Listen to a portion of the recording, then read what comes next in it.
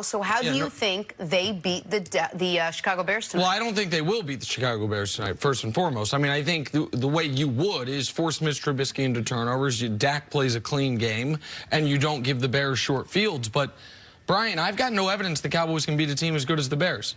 I just don't have it. And the Bears aren't that good. But the Bears won half their games. The Bears have been the better team the last month of football. The Cowboys, since that opening blazing start of 3-0, it's not just that they're 3-6, it's that they've only had one impressive win. The Cowboys have only played really well once in the last 2 months against the Eagles. And that may not be an impressive win.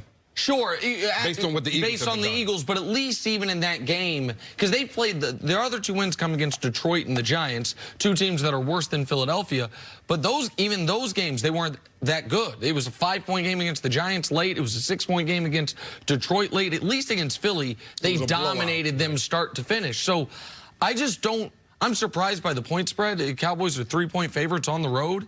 I think the Cowboys and Bears are about same quality so far this year, and this game's in Chicago, so I expect Chicago to win. Yeah, I like Chicago in this game, and the NFL is about what have you done for me lately. The Chicago Bears have won their last 2 games, and as you mentioned, Jenna, the Dallas Cowboys have lost 3 of their last 4. There's something going on in Dallas. They have a bunch of talent. They're just not playing very well, but Mitchell Trubisky is the key to this football game. Can the Dallas Cowboys get to him? And I don't know that they can. They haven't been able to force turnovers. They've been giving up big chunk plays down the field. And so I think Mitch Trubisky actually, who had a very good game last week, great decision-making, very accurate, I think that he gets after this Dallas secondary, and that's why the Chicago Bears win this game. Wow. B-Dub, you put a lot of confidence in Mitch Trubisky. I know. 3 weeks ago, he got benched against the Rams out in L.A. on a Sunday night football game. I have no confidence in the Dallas defense. That's the biggest thing. Well, you cannot have any confidence in the Dallas Cowboys defense, but if the Cowboys remember who they are, which is a run-first offense, then I think you don't have to worry about that defense as much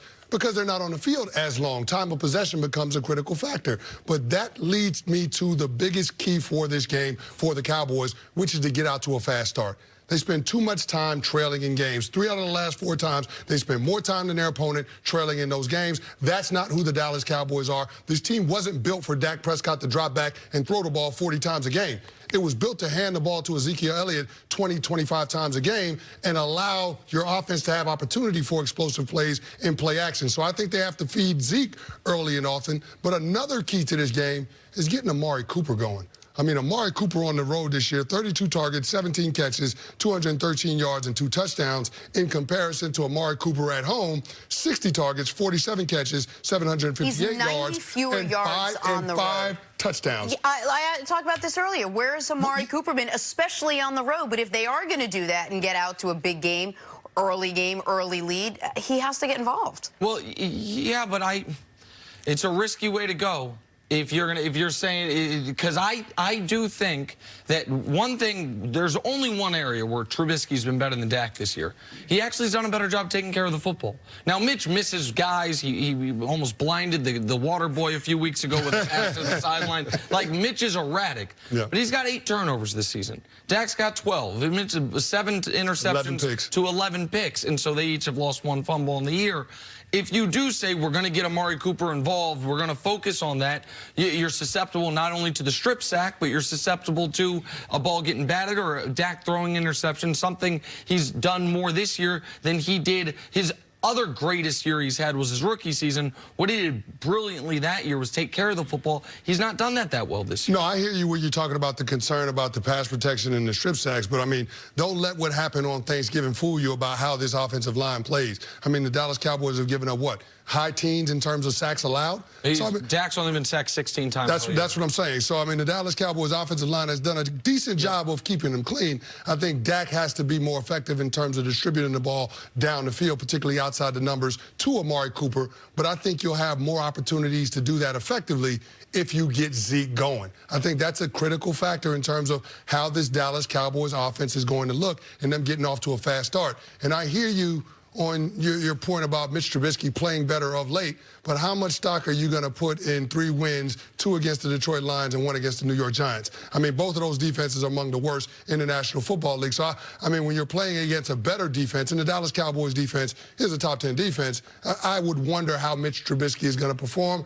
I would probably side with the Dallas defense over number 10. Well, I don't know that the Dallas Cowboys defense has played like a top 10 defense as of late. How much stock do you want to put in the game against the Buffalo Bills at home that they got beat up and couldn't get off the field, giving up big chunk plays down the field? Here's a key stat for the Chicago Bears. They're 4-1 when they rush for at least 75 yards. Can they get to 75 yards against this Dallas defense? I think they can. I think that's one of the big reasons that they win. They get Tariq Cohen involved. They get David Montgomery involved. I think that can help them win this football game. No, you're right. But just to push back on the Buffalo Bills beating the Cowboys at home, turnovers in that game. Yeah. 10 points off of turnovers in that game. We talked about it. The Cowboys, 4 turnovers in the last 3 games. They got to cut that out if they're going to try to win football games because, again, they're not built to play from behind. This team is built to play with the lead. This Chicago defense could do the same thing. Can do the exact Well, they can do the same thing, but this Chicago defense can get got in the run game. They're a top 10 run defense by the numbers, but since week 5, since Hakeem Hicks has been out, their defensive tackle, Pro Bowl player, they've given up 115 yards per game on the ground. They've given up 3 straight 100-yard rushing performances from the opposing offense. So that's what I'm saying. If the Dallas Cowboys want to win this game, run Zeke. Yeah. That's the key. They don't do that anymore. We're running out of games where we got to say run Zeke. Shout out to Chris Canny for reminding the audience the importance of that missing D tackle. Hey, man. Unheralded. Always unheralded D tackle. A player, man. Hey, Hakeem Hicks, when we're talking Packers, hey, man, Kenny Clark, you got to play better, bro. Like this. Before we go to break, we want to go viral. Brian, even though he's obviously struggling this season on the field, he tried to get a contract extension before this year, was rebuffed by the team. All he got was a slight raise and this is key, a clause in his contract where they can't franchise tag him. Meaning, if either party this offseason wants this to be the last year, they have full control of that. The Patriots could just say, we're not offering you a deal, and Tom Brady could say, I'm a true free agent for the first time in my entire football life.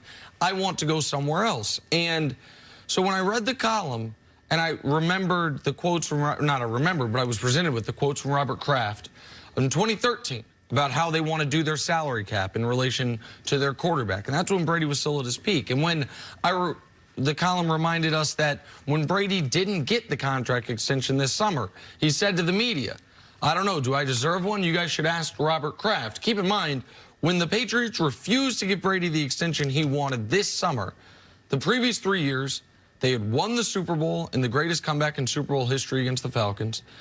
He had won league MVP the following year and then thrown for 500 yards in a Super Bowl loss to Philadelphia. And then they won another Super Bowl the year before, and they still said, not giving you an extension. And now you see this year, his frustration with his weapons, his frustration with the offense from before the year even began, if you read the quotes in the article, in the Tom Curran piece. Tom Curran, by the way, who's plugged into the team and wrote a book with Brady's best friend, Julian Edelman, and presents this as this is what is going to happen, barring a seismic shift, not what could happen. And it's not presented as Brady retiring, but as Brady going to play somewhere else. If I'm right that this season is not going to end for the 4th straight year with the Patriots at the very least in the Super Bowl, that it's going to end with a playoff loss before they get to the Super Bowl, if that happens, I do believe that at least on Tom Brady's end, he's going to say, you know what? Grass might be greener over in Los Angeles, where I own a home, where they have all these weapons, where if I'm going to try to be able to convince my wife that I'm going to keep playing and it's not going to be for the Patriots, the city that we already have we're set up in is LA with the Chargers. I do think that if the Patriots fail to make the Super Bowl, Tom Brady's done in New England, not necessarily because the Patriots are going to say, get the hell out of here, because Brady might say, I'm going to try this somewhere else. Yeah, I don't think this is last year in New England for a lot of different reasons. The biggest reason is because they don't have a viable backup at this point. But we've also seen Tom Brady this year not be able to be the same guy that he was in the past without that security blanket, that mismatch in Robert Gronkowski. And so that means they had to put more pieces around him. We saw how upset he was without Antonio Brown and with releasing him. We also have seen that offense not be itself without that mismatch. And so I can kind of see why he would want to move on and things like that. But I think this offseason, the Patriots go out and say, listen, we need weapons around Tom Brady if we want him still here as our quarterback, and they go find those weapons. But here's an interesting thing. There's a couple free agents that I think would be pretty cool to see in New England. Cam Newton and maybe Teddy Bridgewater. What if one of those